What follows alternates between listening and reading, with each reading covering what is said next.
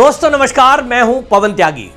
दोस्तों, cockroach party के नेता अभिजीत दिपके और सौरभ दास जो प्रवक्ता हैं, दोनों के दोनों एक बड़ी कंट्रोवर्सी में फंसते हुए नजर आ रहे हैं। अभिजीत दिपके के अमेरिका में पढ़ाई को लेकर जो खर्चा हुआ है, उस पर एक आरटीआई एक्टिविस्ट ने एफआईआर दर्ज कराते हुए यह सवाल खड़ा किया है कि अभिजीत दिपके के पिताजी की मासिक आय मात्र 65,000 रुपए है, तो अमेरिका में लाखों रुपए खर्च उसकी पढ़ाई का किसने किया, इसका पता लगाया जाना चाहिए। और आरोप लगाने वाले का यह आशंका है कि कहीं ना कहीं डीप स्टेट वाले जो भारत विरोधी अभियान चलाते हैं, वो इसी तरह से पहले फंडिंग करते हैं और फंडिंग करने के तरीके अलग अलग हैं। अब किसी बच्चे की आप विदेश में फीस दे दोगे, इसको कैसे ट्रेस करोगे? लेकिन आरटीआई एक्टिविस्ट ने जो सवाल खड़ा किया है, वाकई में यह अपने आप में सवाल तो है। भाई, किसी का पिता अगर 65,000 रुपया महीना कमा रहा है और मुंबई जैसे शहर में वो रह रहा है, महाराष्ट्र में, तो भाई आप देखिए, जनरली भी लगा लोगे तो 50,000 तो आजकल खर्चा ही हो जा रहा है।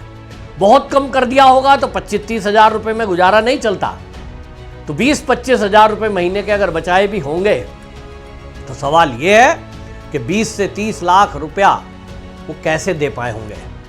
इसीलिए आशंका है कि डीप स्टेट ने इनकी फंडिंग की होगी और इसी तरह के अनेक किस्से देखने को मिले हैं। या आम आदमी पार्टी ने इस सारे अरेंजमेंट को किया, क्योंकि आम आदमी पार्टी में ही अभिजीत दिपके था और अभिजीत दिपके ने कई मीडिया चैनलों में ये कहा है कि मैं तो आम आदमी पार्टी में था, लेकिन पढ़ाई के लिए मैंने पार्टी छोड़ दी। सवाल यह है कि अगर पढ़ाई करने के लिए आम आदमी पार्टी छोड़ी, तो फिर खर्चा किसने उठाया? क्या आम आदमी पार्टी के वो जिस समय आईटी में थे, उसी समय कोई ऐसी ताकतों से मुलाकात हुई जिन्होंने अमेरिका जैसे कंट्री में पढ़ाई का खर्चा उठाने की तैयारी कर ली? और ऐसा अनेक बार देखने में आया है। तब यह आशंका जाहिर होती है कि कहीं इसके पीछे कोई बड़ी ताकतें तो नहीं हैं। कपिल सिब्बल ने यह दावा किया था कि जितने भी कॉकरोच पार्टी के ऊपर केस होंगे, उनको पूरे देश के अंदर उनकी पूरी टीम फ्री में लड़ेगी। और उन्होंने कहा कि मैं वकीलों को एक ग्रुप बनाऊंगा और ये चंदा देने का आह्वान किया और खुद से 1 करोड़ रुपए दिए। तो ये भी आरोप लगा अभिजीत दिपके पर कि एक राजनीतिक पार्टी तो अभी नहीं है, रजिस्टर्ड नहीं है। तो अगर मान लीजिए आपकी कोई संस्था भी है और आप किसी से ऐसे चंदा ले रहे हो, तो उसका आधार क्या है? क्या उसमें आपने टैक्स दिया है?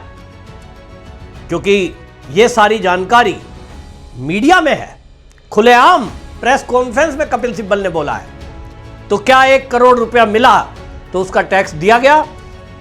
आपको बता दूं कि ये जो है आरटीआई कार्यकर्ता अमित तिवारी ने बाकायदा सीजेपी के लीगल डिफेंस फंड और अभिजीत दिपके के पिता भगवान राव दिपके की संपत्ति की वित्तीय जांच की मांग की है और चुनाव आयोग और केंद्रीय जीएसटी बोर्ड को पत्र लिखकर पूछा है कि एक रिटायर सरकारी कर्मचारी अपने बेटे की विदेश में उच्च शिक्षा को लेकर कैसे भेज पाए। उन्होंने यह सीधा आरोप लगाया है कि एक रिटायर कर्मचारी है जिसको पेंशन मिलती है 65,000 रुपया, और पेंशन मिलने के बाद में आप देखते हैं कि और भी खर्चे बढ़ जाते हैं, तो सवाल तो उठता है। दूसरा आपको एक और बताऊं, सौरभ दास जो प्रवक्ता है, उनको लेकर भी दावा किया गया। और कॉकरोच पार्टी के सौरभ दास, आपने देख रहे हैं किस तरह से बातें कर रहे थे। वो उनके ऊपर यहां बोला जा रहा है कि ये नेपाल का है, ये मूल रूप से नेपाली है, भारत का रहने वाला नहीं है। और ये भी कहा गया है कि ये जो सौरभ दास है, मैं आपको सौरभ दास के बारे में पहले ही बता चुका हूं कि एमआईटी यूनिवर्सिटी से पत्रकारिता की है। तो भाई, इसके पास पैसा कहां से आया? क्योंकि आप में से जितने भी लोग एमआईटी यूनिवर्सिटी के बारे में जानते हो, मेरी बेटी ने पढ़ाई की है, इसलिए मुझे पता है कि वहां 9 लाख रुपए में तो उसकी एमए हुई। तो पत्रकारिता का कोर्स किया है तो निश्चित रूप से 5-6 लाख रुपए से ज्यादा ही लगे होंगे। ये पैसा कहां से आया? एक एक्टिविस्ट ने यह दावा किया है कि दिल्ली में पोश एरिया में हजारों स्क्वायर मीटर की एरिया में उसकी कोठी बनी हुई है। तो ये पैसा कहां से आया? इसका मतलब यह है कि कहीं ना कहीं दोनों तरीके, अभिजीत दिपके और सौरभ दास, ये दोनों की कहीं विदेशी फंडिंग तो नहीं हुई है। ये आरोप है हालांकि, जांच के बाद पता चलेगा कि जो आरोप लग रहे हैं उसमें सच्चाई कितनी है। लेकिन आपको यह भी बता दूं कि सोशल मीडिया पर, यहां तक कि आज तक जैसे चैनल पर यह न्यूज चल रही है, सवाल उठाए गए, अभी तक कोई जवाब इनकी तरफ से नहीं आया। ना सौरभ दास की तरफ से कोई सफाई आई है, ना अभिजीत दिपके की तरफ से कोई सफाई आई कि ये खर्चा उनका कैसे उठाया गया। तब सवाल उठता है कि ये जो लोग हैं, आखिरकार इनका संबंध क्या है। इसी बीच सौरभ दास का एक वीडियो आता है, मेगा अपडेट एक्स पर एक न्यूज का आप देखिए वो प्लेटफॉर्म है, और उसने एक बाकायदा वीडियो डाली है। सौरभ दास जो है एआईएसएफ और एसएफआई इनकी बड़ाई करते हुए ये उनको धन्यवाद दे रहा है और कह रहा है कि भाई इन्होंने हमारा जो प्रोटेस्ट था उसमें काफ़ी मदद की है। हमने देखा भी है, मैं तो वहाँ खुद गया था, डफली गैंग वहाँ पर हमने देखा किस तरह से वामपंथी छात्र संगठन और वामपंथी लोग, सीपीआई के लोग मंच पर भाषण दे रहे थे, नीचे भी ज़मीन पर बैठकर वो इस तरह की चीज़ें कर रहे थे, लोगों को समझाना कि किस तरह से प्रोटेस्ट करना है, किन मुद्दों को उठाना है, सरकार को कैसे घेरना है। ये सारा का सारा जो आंदोलन था वामपंथियों ने चलाया। अब इसमें एक और अपडेट आई है, इसको लेकर एक और अपडेट आई है, और वो अपडेट ये है कि ये सारे मामले को देखते हुए जो इंटेलिजेंस है हमारी, आईबी की रिपोर्ट आई है, और आईबी की रिपोर्ट में ये दावा किया जा रहा है कि शुरू में ये जो आंदोलन था, शुरुआती आंदोलन छात्रों का हुआ, छात्र ही ज्यादा संख्या में थे, पेपर लीक का ही मुद्दा था, लेकिन बाद में इस आंदोलन में ऐसे बहुत सारे लोग जुड़ गए जो भारत विरोधी ताकतों से संबंध है। डीप स्टेट का संबंध इस समय सामने आ रहा है। और जैसे हमने पहले आंदोलन देखे हैं, किसान आंदोलन, पहले किसान आंदोलन शुरुआत किसानों से ही हुआ, सारे किसान ही थे, बाद में हमने देखा कि किस तरह से उसमें डीप स्टेट जुड़ गया। सीए का आंदोलन हमने देखा, देश के जो राजनीतिक दल हैं उन्होंने झूठ बोलकर उस आंदोलन को खड़ा किया, लेकिन जिस तरह की फंडिंग हुई उसमें डीप स्टेट सामने आया।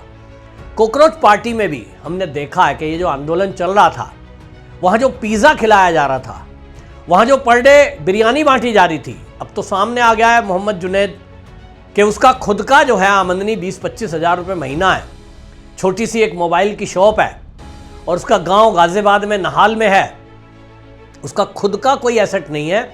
तो वो सवाल उठ रहा था कि 4 से 5 लाख रुपए का भोजन प्रतिदिन कैसे बांट रहा था। इन लोगों को लग रहा था कि ये कुछ भी करेंगे, लोगों की नज़र में नहीं आएगा, लेकिन ये जानते नहीं हैं कि जो हमारी एजेंसियां हैं वो इतनी चौकन्नी हैं। और ख़ास तौर पे ये जो कॉकरोच पार्टी का आंदोलन था, इसके पहले से सरकार को जानकारी थी कि डीप स्टेट भारत के अंदर तख्ता पलट की योजना बना रहा है। अरविंद केजरीवाल और राहुल गांधी, ये दो ऐसे नेता हैं जिन्होंने खुलकर कहा था कि भारत के अंदर भी जनजी आंदोलन होना चाहिए। तो इसका मतलब इनकी इच्छा ही नहीं, इनका सपोर्ट भी था, और ये इस आंदोलन को चलाना चाहते थे। तो फिर एजेंसियों के पास इसकी खबर नहीं आती, ऐसा होता नहीं। एजेंसियों को खबर थी, और इसीलिए एजेंसियों ने जिस तरह के अरेंजमेंट किए, बॉडी कैम इस्तेमाल हुए, सीसीटीवी कैमरे हाई रेजोल्यूशन के लगाए गए, और कई सारे पत्रकार बन करके पुलिस वाले और इंटेलिजेंस वाले लोग इस भीड़ में बैठे रहे ताकि इनकी इंटेलिजेंस जुटाई जा सके। और अभी तक के जो खुलासे हुए हैं उसमें एक बात बिल्कुल साफ है कि ये जो आंदोलन है, ये छात्रों का आंदोलन नहीं था, ये भारत विरोधी ताकतों का आंदोलन था, जिन्होंने तख्ता पलट की कोशिश की थी, जो हमारी एजेंसियां और पुलिस ने मिलकर के विफल कर दी।